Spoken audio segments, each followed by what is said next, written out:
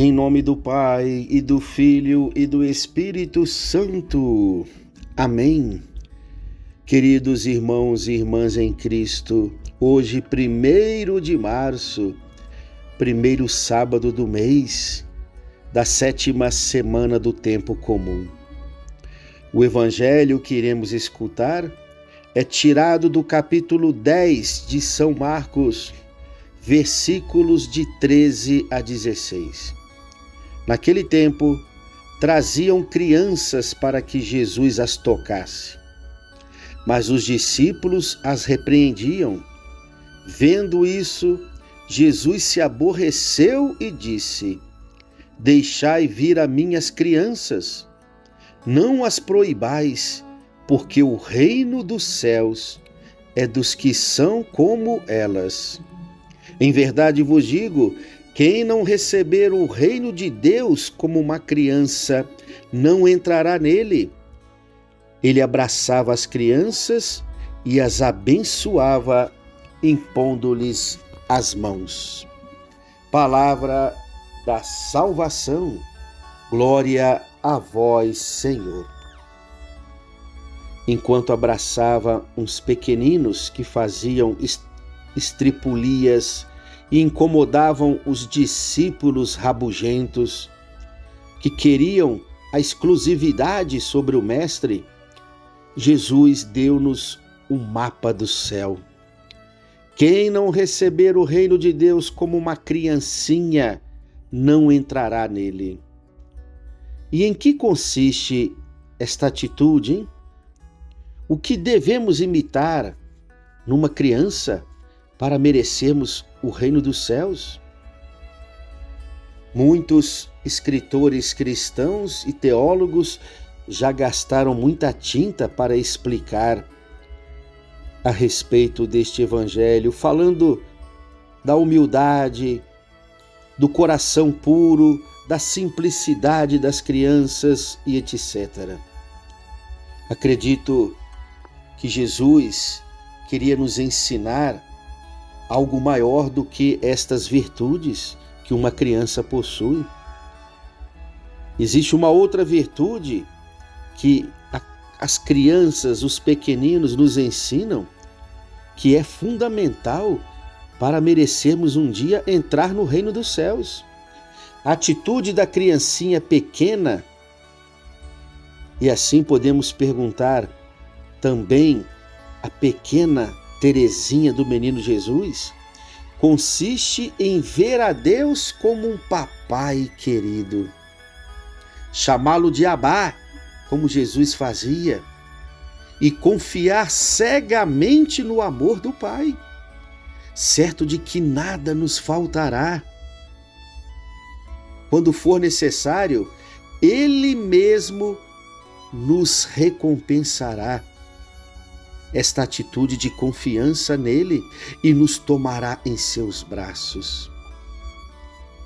Os homens sérios, que gostam de ficar passando a mão na barba e olhando para o chão, enxergando a vida de uma forma puramente filosófica ou materialista, têm muita dificuldade em ver as coisas deste modo.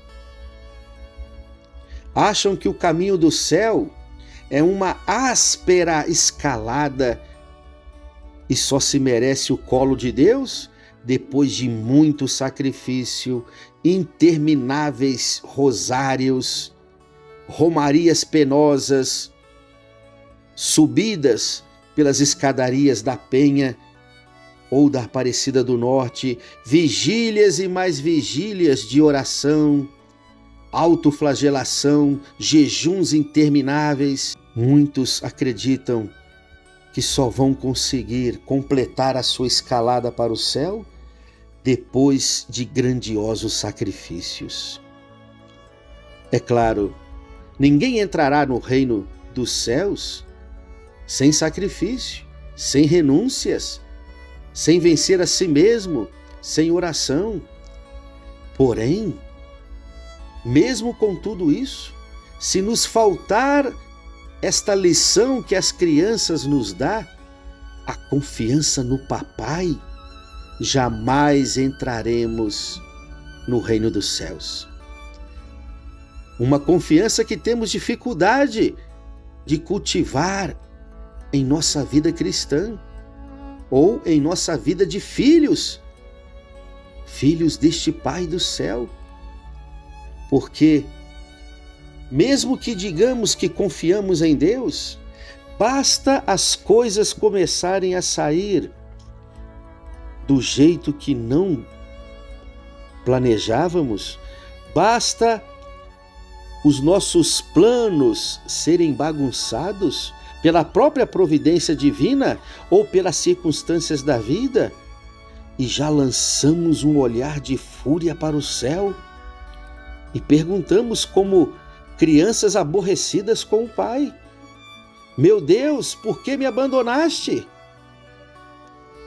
Muitas pessoas interpretam de forma errada esta frase que Jesus pronunciou no alto da cruz: Eli, Eli, sabachthani. Meu Deus, por que me abandonastes? Jesus não estava gritando contra o Pai. Jesus não estava se revoltando contra o Pai.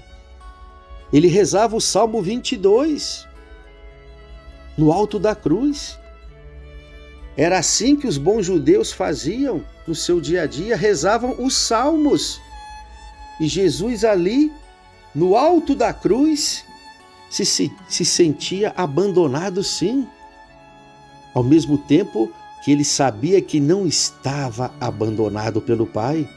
Porém, ao tomar sobre si no madeiro os pecados da humanidade inteira, Jesus se sentiu sozinho, Jesus se sentiu abandonado, porque é isto que o pecado faz na vida do ser humano. O pecado nos distancia de Deus.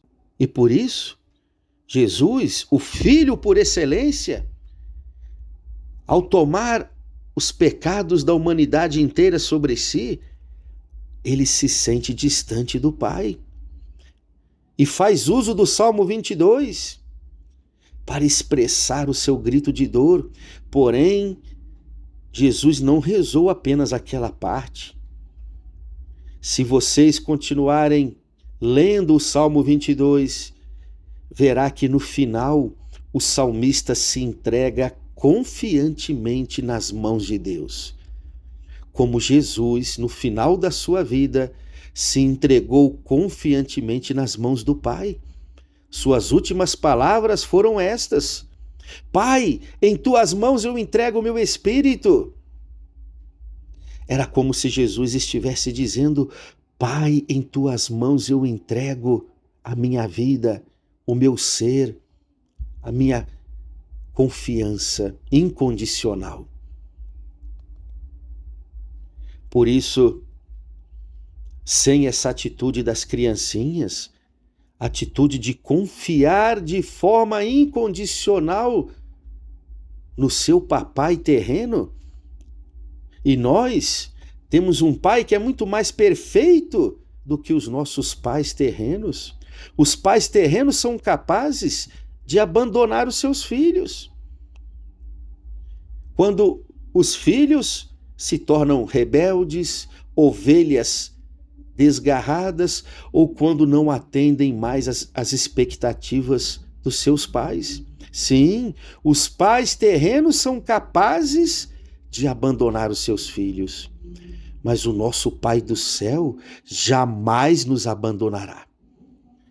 Basta Ele ver em nós essa confiança filial e nos tomará em seus braços. E um dia nos tomará em seus braços na sua felicidade eterna.